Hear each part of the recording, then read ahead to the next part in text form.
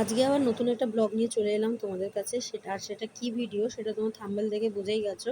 Hey guys, welcome my channel Nandini world official. তোমরা সবাই কেমন আছো? আমি বিন্দাস আছি। এখানে প্রথমেই চলে এসেছি আমি এটিএমে, কারণ পয়সা তুলতে হবে। পয়সাটা না তুললে আমি যেখানে যাব সেখানকার কিছুই আমি পাবো না, বেকার ঘুরে চলে আসতে হবে। তো আমি প্রথমেই পয়সাটা তুলে নিলাম। দেখো কর করে একটা 500 টাকার নোট বেরিয়ে এলো। তারপর এটিএমটা তুলে নিলাম। ওখানে এটিএম তোলার জন্য এতক্ষণ কেন দাঁড়াতে হয় আমি সেটাই বুঝতে পারি না, সিরিয়াসলি। তো যাই হোক, দাঁড়িয়ে আছি, ওখান থেকে আবার অপশান এলো। ভাই এত অপশান কেন? লাইফে এত অপশান নেই যে অতটা এটিএমে গিয়ে অপশান পাই। চলো, ভালো কথা। তারপরে ফাইনালি অনেকক্ষণ দাঁড়িয়ে এটিএমটা বেরিয়ে এলো। এটিএমটা তুলেই আমরা আবার চলে গেলাম বাজারে, যেখানে গিয়ে এখানে একটা ফটো ক্লিক করা হচ্ছিল। আর তারপর আমরা উঠে গেলাম। এবার যাব আমাদের গন্তব্যস্থলে। সেটা কোথায় সেটাও তোমরা একটু পরে দেখতে পাবে। আগে বলো আমাকে কেমন লাগছে আজকে এই লুকে আর এই ড্রেসে। তো এটা নিয়ে এই ড্রেসে অনেক শর্টসও আছে, কিন্তু এটা শর্টসগুলো আগের দিনকার। তো এখানে চলে এসেছি। এটা জায়গাটা, যারা বেহালাতে থাকো আর যারা ব্যানার্জি হাটে যাও তারা অবশ্যই জানবে এই জায়গাটা ব্যানার্জি হাট। যেখানে শিয়ালদার মতোই কম দামে অনেক সবজি পাওয়া যায়।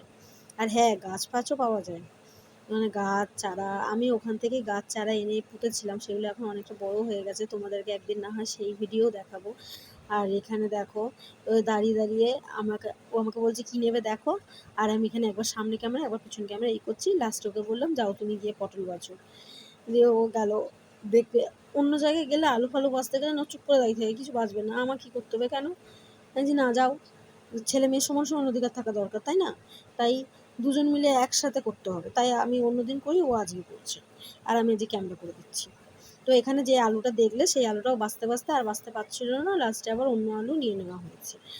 তারপরে আবার ওখান থেকে বেরিয়ে যখন সব কেনাকাটা হয়ে গেল তখন আমরা চলে এলাম কুলফি খেতে। বেশ ভালোই কুলফিটা লাগছিল। আর এই গরমের মধ্যে এইসবই মানে শান্তি এগুলো। তো এই দেখো, ব্যাগ ভর্তি পুরো বাজার। এইগুলোই শুধু নয়, আমার হাতেও কিছু ছিল। হ্যাঁ, হাতেরগুলো প্রথমে উপরে দিয়ে দিয়েছিলাম, কারণ নইলে আমি চলতে পারছিলাম না। তো এখানে তো আমরা কুলফি খাচ্ছি, আর কুলফি মানেই এখন গরমকালের সময় শান্তির জিনিস। ঠান্ডা ছাড়া এই গরমে ঠান্ডা আমের ডাল এসব ছাড়া তো আর ভালো লাগছে না। তারপর আমরা অনেকটা দূর চলে এলাম। এখানে দাঁড়িয়ে কুলফি খাচ্ছিলাম, কারণ ওখানে এতটাই ভিড়।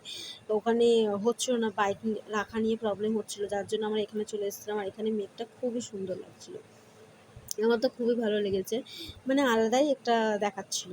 তো ওখানে আমরা কুলফি ফুলফি খাওয়ার পরেও অনেকক্ষণ দাঁড়িয়ে আমরা কথা বলছিলাম ওই মেঘটাকে নিয়েই। তারপর আমরা বাড়ি চলে এলাম। বাড়ি এসে ওই যে ব্যাগ তুলে আনছে। আর ব্যাগটা আমি যখন অন্য টাইমে দুটো করে ব্যাগ নিয়ে যাই তখন ব্যাগগুলো মোটামুটি হালকাই ফিরে আসে, এত ভারী হয় না। আর যেদিনকারই একটা ব্যাগ নিয়ে যাই ওই দিনকারই এরকম ভারী হয়ে যায়। তারপর কি করব, তারপর এখানে বসে পড়েছি। সব সবজিগুলোকে আগে রাখতে হবে, নইলে ব্যাগটা নিয়ে আর যাওয়া যাবে না। যদিও ব্যাগটা নিয়ে আর যাইনি, কিন্তু তাও আমি নিয়ে বসে পড়েছি। কারণ ওখানে এত মানে একটার পর একটা এমন চাপানো আছে, যদি সঙ্গে সঙ্গে না বার করি তাহলে সব থেতলে গেছে, আর কিচ্ছু করা যাবে না। তার জন্য আগে নিয়ে বসে পড়েছি। আর ওকে বারবার কথা বলছিলাম, আর ওকে এটাই বলছিলাম যে ওগুলো এসে আমার সাথে করে দাও। কারণ আমি এটা না, মানে বেশি সবজি হলে আমি ঠিক সাজাতে পারি না। তো এটা ও খুব ভালো করতে পারে। তো আমি তাও দেখলাম চলো আমি করে দিই। ও বসে বসে আসছেই না, ভাও খাচ্ছে। ওই জন্য আমি বললাম চলো ঠিক আছে আমি করে দিই। কিন্তু লাস্ট পর্যন্তই পারিনি, ওকে ডাকতে হলো।